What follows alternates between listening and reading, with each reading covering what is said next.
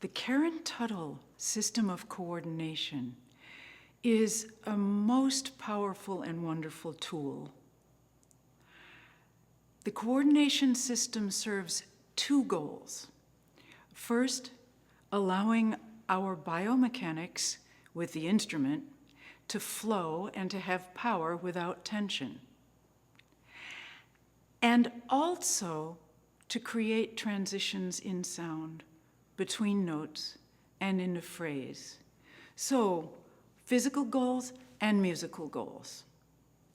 We're going to break the concept and the practice of coordination into these two parts.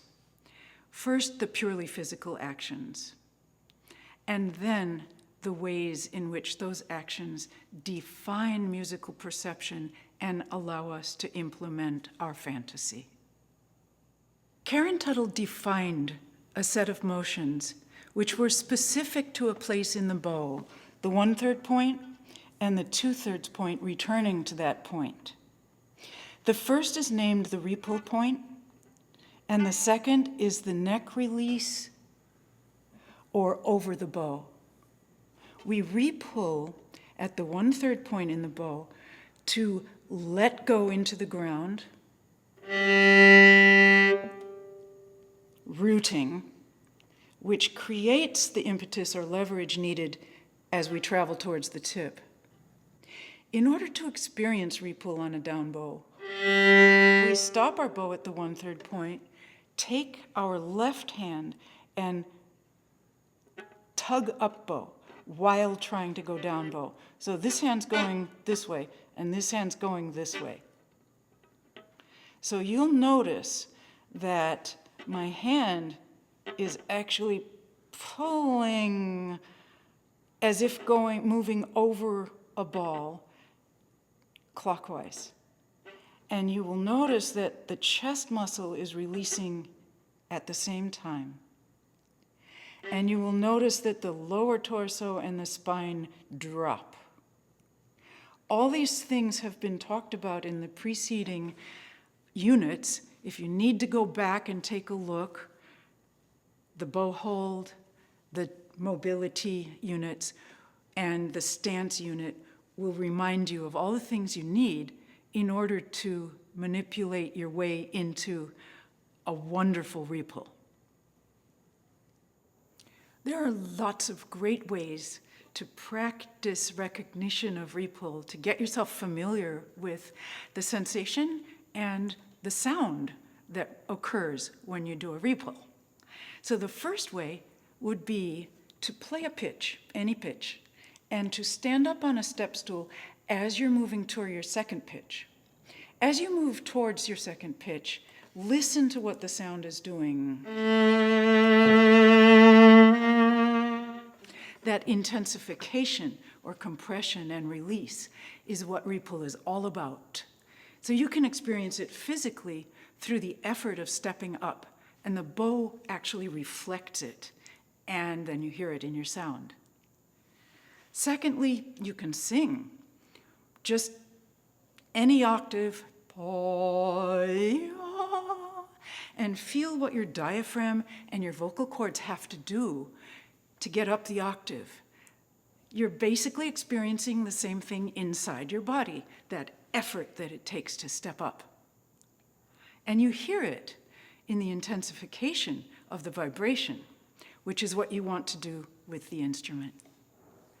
Thirdly, you can play a 3-note scale, putting repull at the 1/3 point and the 2/3 point on your return, up bow return. And this will also just get you organized in your mind and in your body about how to use repull.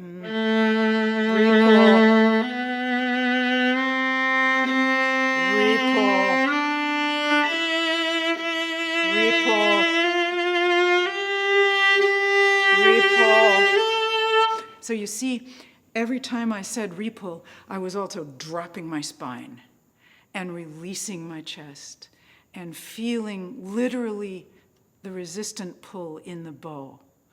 So you can practice this until repull becomes a musical and physical entity all at once.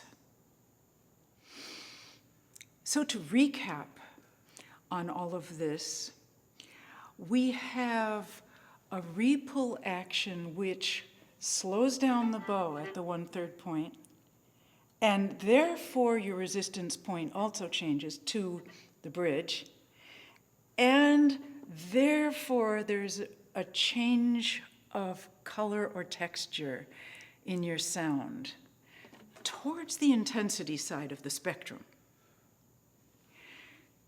This concentration of energy also serves us well as a physical balance and a compensation for the extension of the arm as we move away from the body center.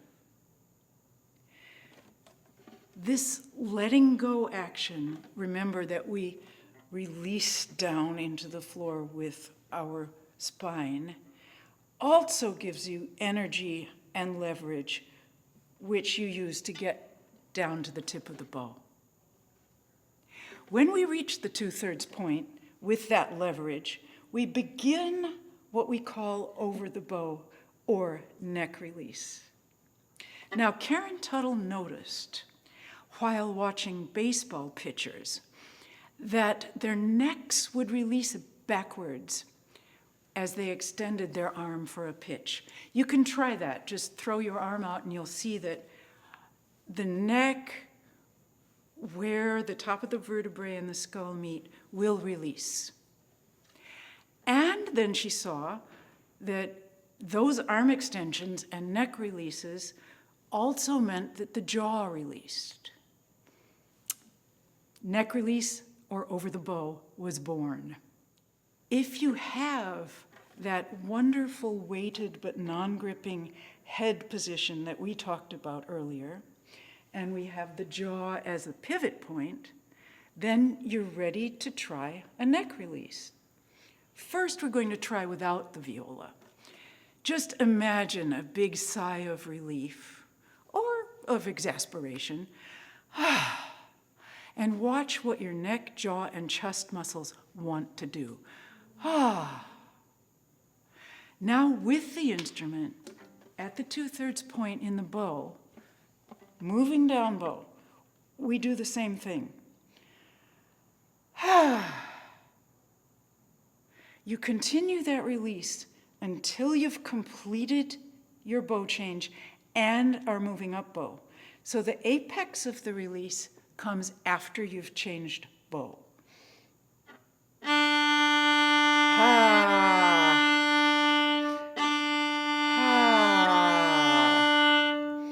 So from here, repull over the bow,